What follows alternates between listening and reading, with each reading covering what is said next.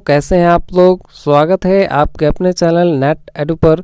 दोस्तों आज के वीडियो में हम लोग पढ़ने वाले हैं स्वपोषी और विषम पोषी पोषण में क्या अंतर होता है। बहुत ही छोटा टॉपिक है और बहुत ही महत्वपूर्ण टॉपिक है। ठीक है, छोटे बच्चों के लिए भी और जो लोग नहीं जानते हैं उनके लिए भी।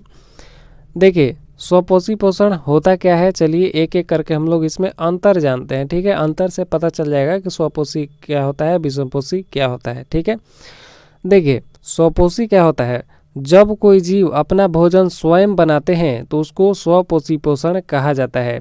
जैसे पेड़ पौधे हैं, ठीक है, अपना भोजन स्वयं बनाते हैं तो इनको हम लोग कहते हैं स्वपोषी पोषण। ठीक है, ऐसा नहीं है कि अब कहेंगे कि जैसे हम लोग भी अपना भोजन स्वयं बनाते हैं तो हम लोग भी स्वपोषी हो गए, ऐसा नहीं।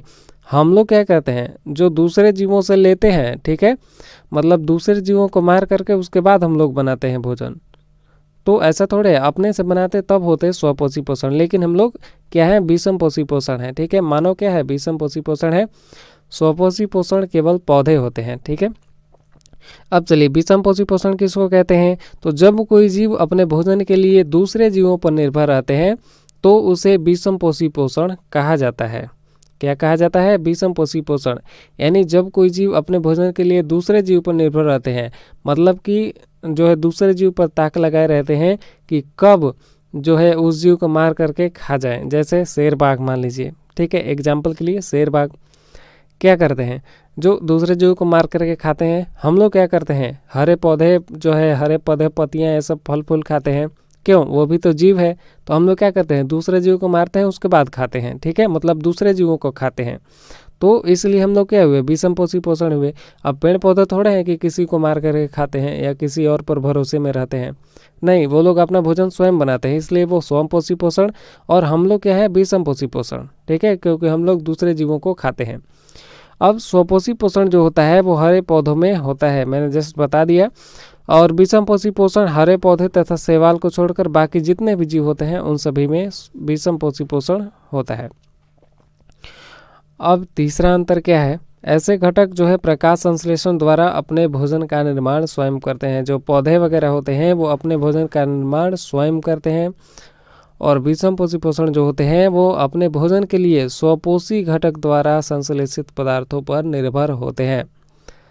यानी जो स्वपोषी पोषण वाले जो जीव होते हैं उन्हीं के पदार्थों पर ये निर्भर होते हैं, विषम पोषी वाले जीव।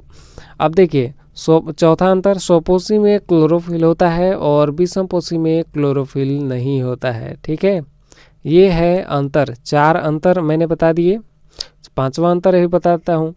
स्वपोषी पोषण में जो है प्रकाश संश्लेषण होता है और विषम पोषी में प्रकाश संश्लेषण नहीं होता है। ठीक है, हम लोग थोड़े प्रकाश संश्लेषण से जो है भोजन बनाते हैं कि सूर्य का प्रकाश मिलेगा तब भोजन बनाएंगे, ठीक है, या हवा मिलेगा तब भोजन बनाएंगे, ऐसा नहीं है।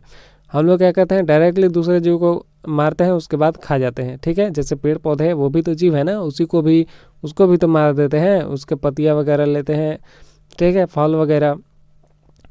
तो स्वपोषी पोषण में क्या होता है, प्रकाश संश्लेषण होता है जैसे पेड़ पौधे बनाते हैं, और विषम पोषी में प्रकाश संश्लेषण नहीं होता है। ठीक है, वो प्रकाश संश्लेषण करने वाले पौधों पर निर्भर रहते हैं, ठीक है, या दूसरे जीवों पर निर्भर रहते हैं। तो यहाँ तक आप लोग समझ गए कि स्वपोषी पोषण विषम पोषी पोषण में क्या अंतर होता है। ठीक है, उम्मीद है आपको अच्छे से समझ में आ गया होगा। अगर कोई कन्फ्यूज़न है तो आप कमेंट कर सकते हैं। मिलते हैं हम अगले वीडियो में नए टॉपिक के साथ, तब तक के लिए जय हिंद।